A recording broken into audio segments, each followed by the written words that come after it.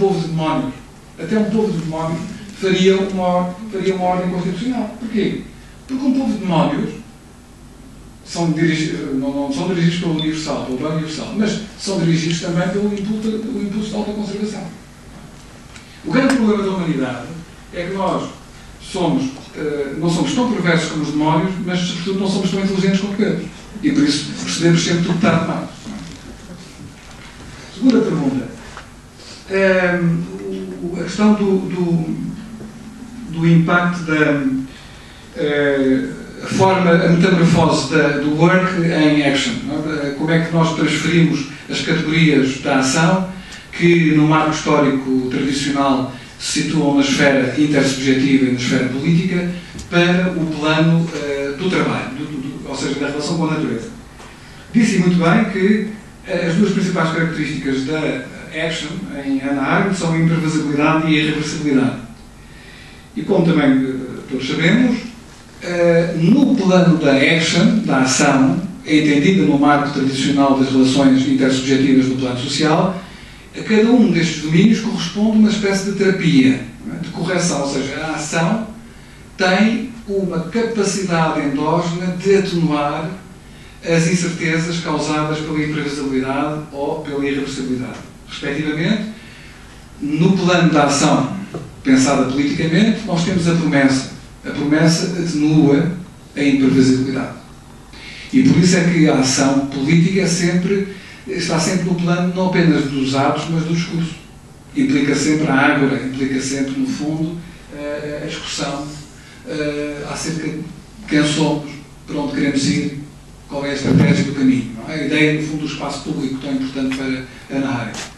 E em relação à irreversibilidade, Hannah Arendt foi buscar uma categoria cristã, que é a categoria de perdão, e politizou essa categoria, dizendo que, quando as coisas são irreversíveis, a única forma que nós temos é o perdão. Um perdão político significa começar de novo. Não há nada a fazer. Não é? O perdão geralmente o que acontece é o ressentimento. Não é?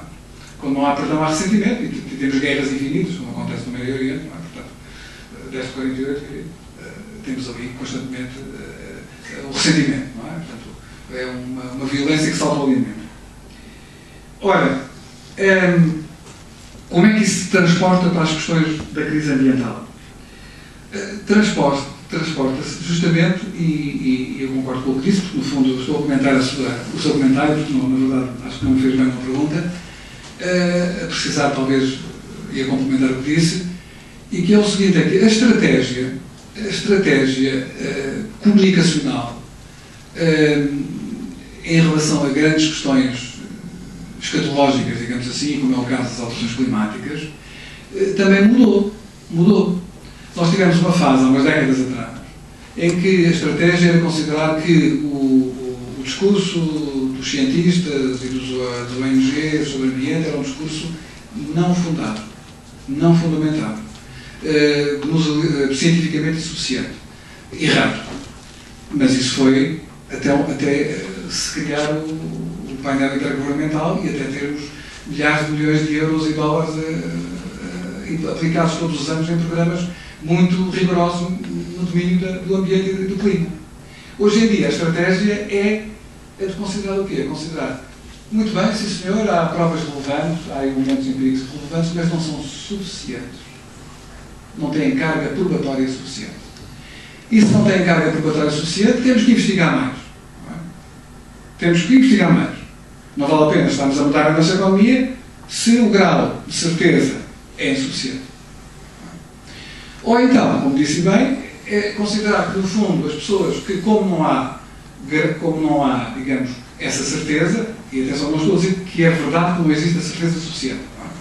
Eu penso que um grau de certeza de 95%, como é aquele que geralmente é atribuído às conclusões mais importantes do painel intergovernamental, é, pelo menos para mim, muito satisfatório. Não é? Se eu tivesse 95% de certeza que o avião não ia viajar e ia tombar, eu não entrava nesse avião. Eu até vos digo, se eu tivesse 1% de certeza que o avião caía, eu não comprava o bilhete. Mas nós, infelizmente, neste avião onde estamos, não, esse 1% já não é irrelevante. Só lidamos com grandes números. Não é?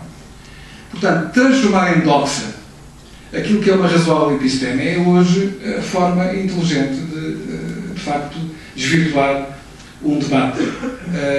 E colocar os interesses a dominarem um debate que deveria ser acerca dos argumentos e dos objetos e das verdades factuais. Finalmente, a primeira, enfim, a última pergunta que eu respondo em relação à questão do Deus, do Dawkins. Bom, eu aqui tenho alguma dificuldade, sinceramente, porque em relação à questão de Deus eu fiquei em 1781. Eu penso que em relação à questão de Deus não se deu nenhum progresso desde a crítica da razão pura do Kant. Absolutamente nenhum. Deram-se muitos retrocessos. Isto é, Deus é uma ideia dialética. É uma ideia da razão que pode ter um uso dialético. E foi justamente aquilo que o Kant nos fez. Mas pouca gente leu o Kant, não é? Então, hoje em dia, apontam-se pelos dedos de poucas mãos, não é? O Dawkins provavelmente nunca leu o Kant. Não sei. Ou se leu com atenção a dialética transcendental da crítica da razão pura. O que significa que a argumentação a favor das provas de Deus é tão fútil como a argumentação, como os volumes de 400 páginas a provar que Deus é uma fantasia. Não é? E, de facto, um grande problema é que o pensamento crítico, na sua versão kantiana, não ultrapassou o continente europeu. O mundo anglo-saxónico é um mundo que pensa de forma pré-kantiana. E isso acontece não só na filosofia, como acontece, por exemplo, noutras ciências.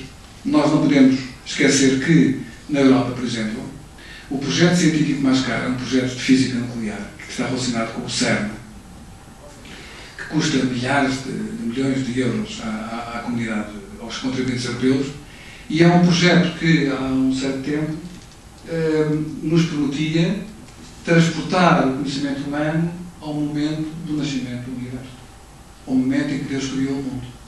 Ora, como Kant provou na dialética transcendental, o mundo como totalidade é uma ideia dialética. Nós também não sabemos o que é o mundo como totalidade. Portanto, não sabemos quando é que o mundo... A ideia de dizer que o mundo foi criado é uma ideia pré-crítica. Não é? E, portanto, é um bom exemplo da falta de escolaridade filosófica. Correm-se os riscos de dizer muitas asneiras, mesmo sendo prémio Nobel ou pessoa premiada nos seus diversos campos científicos.